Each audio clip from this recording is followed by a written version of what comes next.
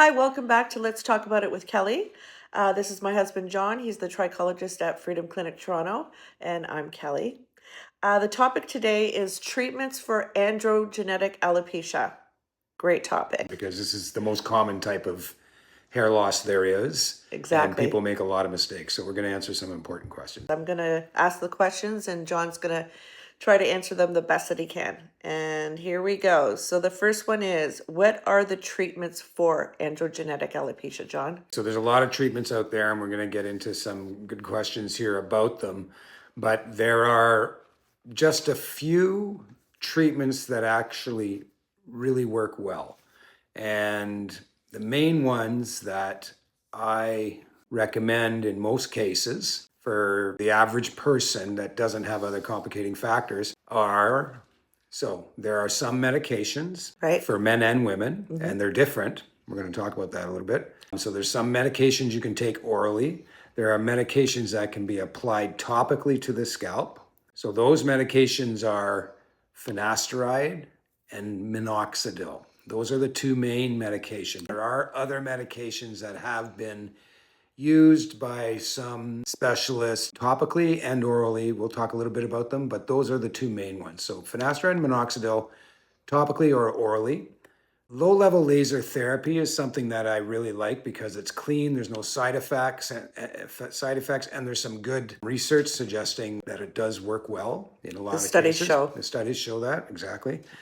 And PRP is also very good, and also the new sort of advancement with PRP, which is exosomes. So exosomes are derived from PRP, which is derived from your blood. And this is an important distinction because there's exosomes out there that are derived from plants and even animals that aren't anywhere near as effective as the ones that are derived from your body. Well, you can't inject it. Right? Yeah, you can't inject those. That's right. So PRP is an injectable treatment, but the synthetic or the other exosomes that are derived from plants and things, they can't be injected into the scalp. They can only be applied topically.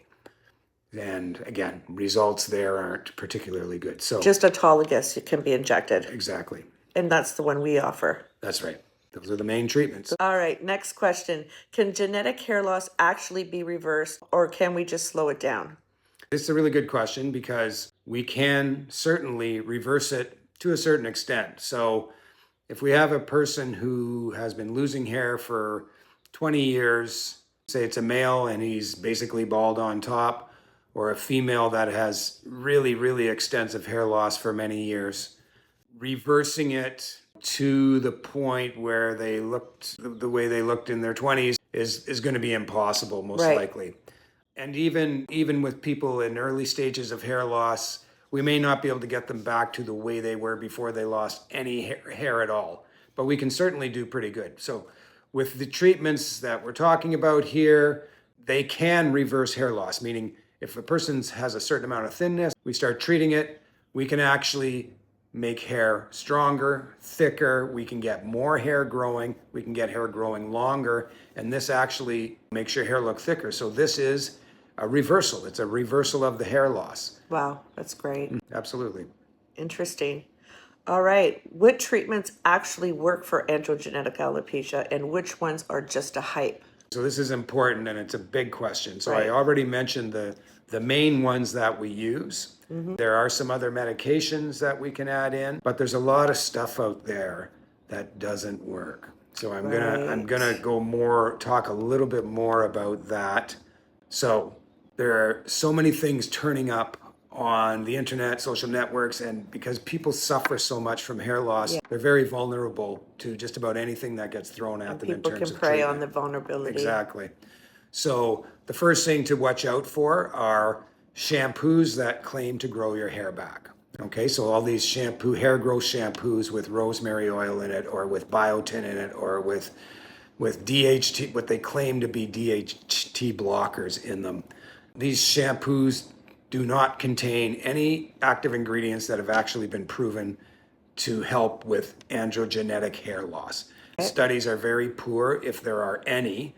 And a really important thing when you see on a product, whether it's a shampoo or a a vitamin or anything like that, and they say it's clinically proven to grow hair, clinically proven is a very dangerous phrase, because all it means is some people told you it helped their hair. Right. It's not a scientific measurement. It's not a real study, and it's not a scientific measurement of hair restoration. They give the product to maybe People. 10 or 20 people, and the people use it and they say, oh yeah, it helped my hair, therefore it's clinically proven. That's not clinically proven, or it's not a valid study, and it's not valid proof. So you got to watch out. So that's shampoos.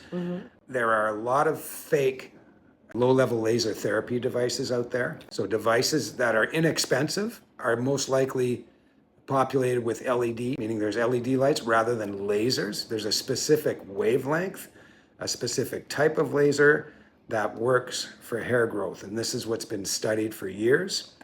LED just don't work for hair loss. They don't penetrate deep enough to the hair root. They don't get to the follicle. So they can't do anything.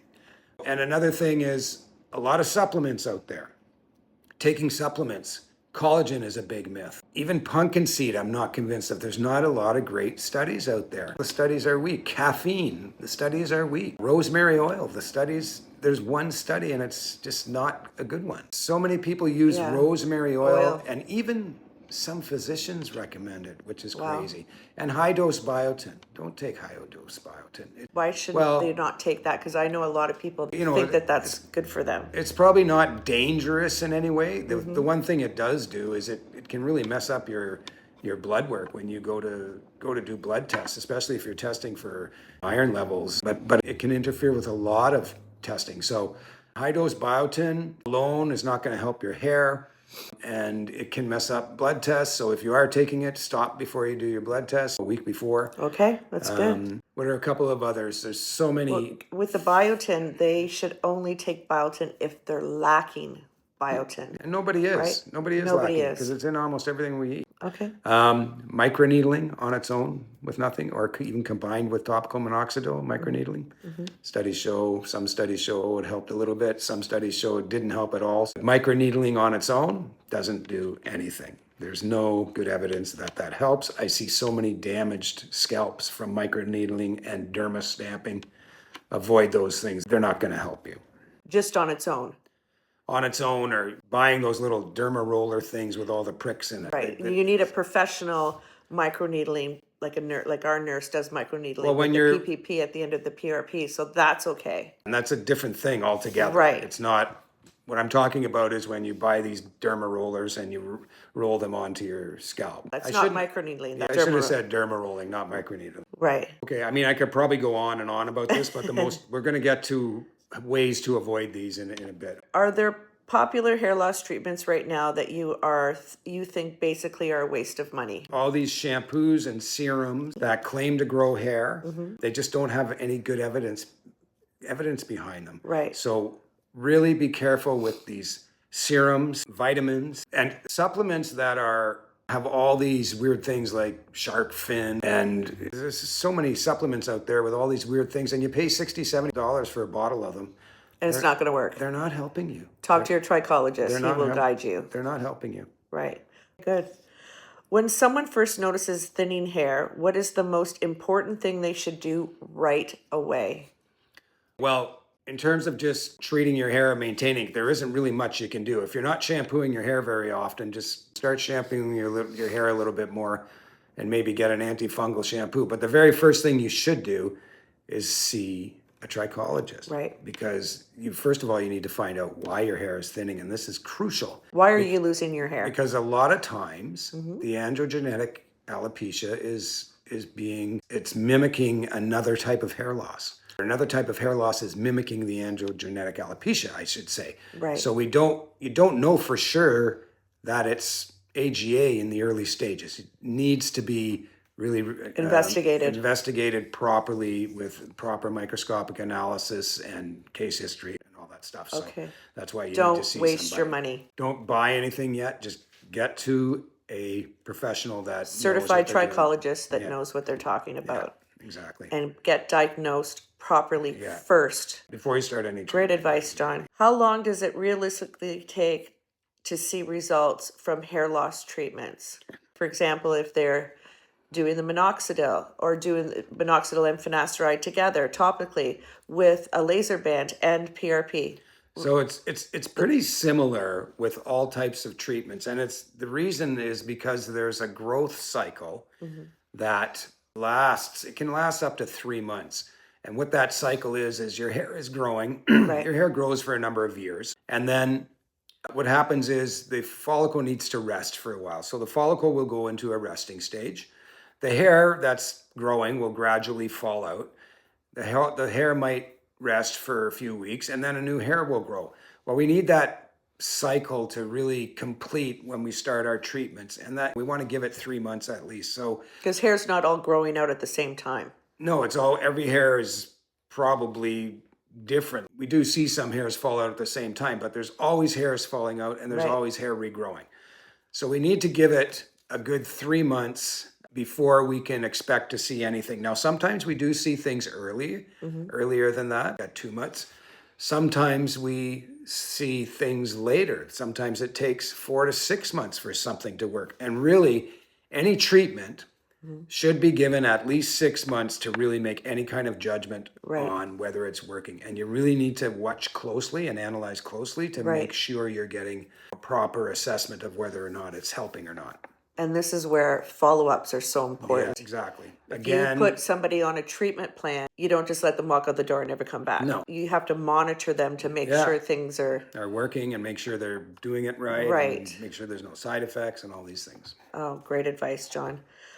Why do some people respond really well to treatments while others barely see any results at all? Why is that, John? So, another important question, and the reason I like this question is because I'm not always sure that it's the fact that some people just don't respond. Now, that's probably true, but it's a very low percentage of people who don't respond in some way, and it's probably with most treatments, it's less than 10 or 15% of people that don't respond. Right. Why is that? Well, some of it might be how the person is using the treatment. I get so many people coming in telling me, oh, I tried minoxidil, but I used it for 3 weeks and it didn't work. Or They give up. they give up. So people might call them a non-responder. But the fact is they didn't give it enough time. They didn't try it. You Or have maybe to they're follow not, instructions. right. Maybe they're not applying it properly, the right frequency. So there could be things that the person is doing that's not giving you the best results. There are some people that are genetically different, perhaps, that don't respond well, but they're Right. very rare. That's very rare. There could be a major scalp issue involved, so we need to be fixing any scalp issues as well as treating the hair loss. So that's a big part of trichology, and a trichology assessment is getting rid of any scalp issue, because that can certainly get in the way of an effective treatment. If we have a bad scalp situation, then our treatment might not work that well. So there's a few things that can affect it, but most people do see some results if the treatment is done properly and for the proper amount of time. Right. It depends on what type of hair loss as well, right? Well, that's true too. But for androgenetic alopecia, Most people will get some Will get some results if it's results. done right and they've got the correct treatment. perfect. Are combination treatments better than using just one treatment alone? I Yes, think for we know sure. the answer Yeah, to that one. Of course, because most treatments are working differently. So for example, if you take minoxidil, it works by increasing blood flows into the follicle. Right. If you take finasteride, it works by blocking DHT. So you have less DHT in your scalp and it can reverse hair loss. PRP stimulates something called ATP, which is a chemical in cells that's responsible for cellular energy. Right. And then PRP works by stimulating stem cells, and it does all kinds of things related to the stem cells. So all these treatments work differently. So when you combine them, you get all these effects that will certainly give you better results. And we've seen some fantastic results using combination. Absolutely. For sure. That's great, John. Is it ever too late to treat androgenetic alopecia? I guess meaning age. Not so much age, just the extent of the hair loss. Okay. So I've had people come in their 50s and start treating, and they never have, and get great results as long as we get the right treatments on board. So I wouldn't say it's ever too late. If you have a male, so most females don't go bald. in androgenetic alopecia. They'll just thin out. So they can always treat. Even if they're 70, 80 years old, a woman can still do hair loss treatments. That's great. But, Women, ladies, are you listening to this? But a male who's shiny bald, those follicles, a lot of them, They're gone. they're just atrophied so much. There's probably some scarring that's gone on inside. The follicle is just scarred over and it's just not doing anything anymore. Or if we treat it, the response is so minimal that it's not worth doing. So there is a stage we get to with men where it's not really worth it. And I should qualify with women that if a woman has been losing hair due to androgenetic alopecia for 30, 40 years and never treated it, Yes. some of those follicles could be scarred over or atrophied to the point where they're not producing and they can't produce hair anymore. But with women, we can still treat it because there are a lot of follicles that will produce hair. So it's a little different with men and women, but certainly women, doesn't matter what age. I've started treatments on 75-year-old women and gotten results. Wow. So yeah. That's incredible, John. Are there differences in how men and women should treat androgenetic alopecia? Yes, there are some differences. We have more medications available for women because women's hormones do influence hair loss a little bit more perhaps than men's do. Men have very few hormonal imbalances that we see compared to women.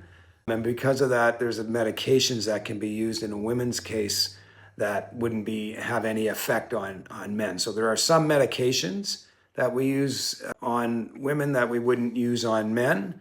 The basic treatments of minoxidil, laser, PRP can be used for men and women. But the women cases are a little more complex, so sometimes we're bringing in more combinations of treatments in the case of women.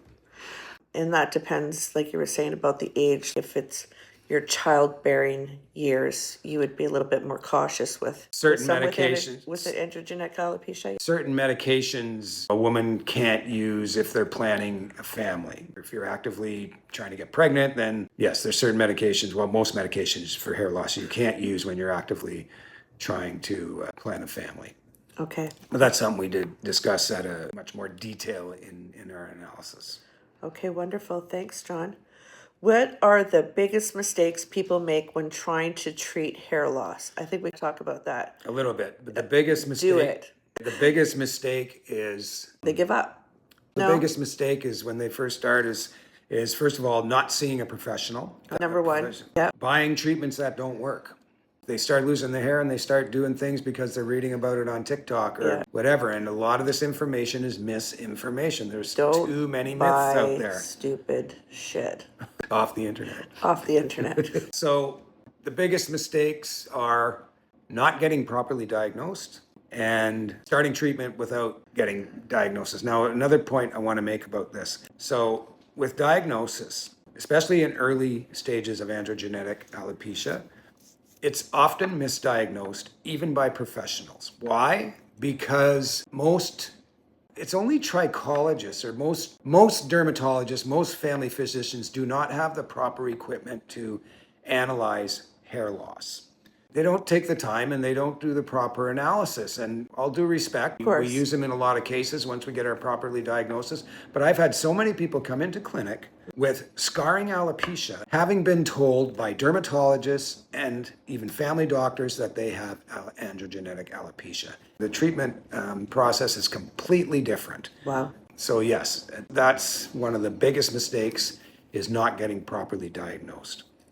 If someone stops treatment, will they lose all their hair they've gained? This is a good question. So with androgenetic alopecia, yes, if you are using a treatment and you're seeing good results and then you stop the treatment, the chances are you're going to lose those results. And why is that? Well, because this is a genetic condition, we're only treating it. We can't cure it. Right. So if we start you on a medication for androgenetic alopecia, you're on that medication For life. We've got to take all these things into consideration. Okay. Another reason why you have to see a professional. That's right, because you explain that to them. You need to know what are the implications taking these medications. So all these things are very important. And even any treatment, really, any treatment for androgenetic, you do need to keep using it indefinitely to maintain results. Thank you, John.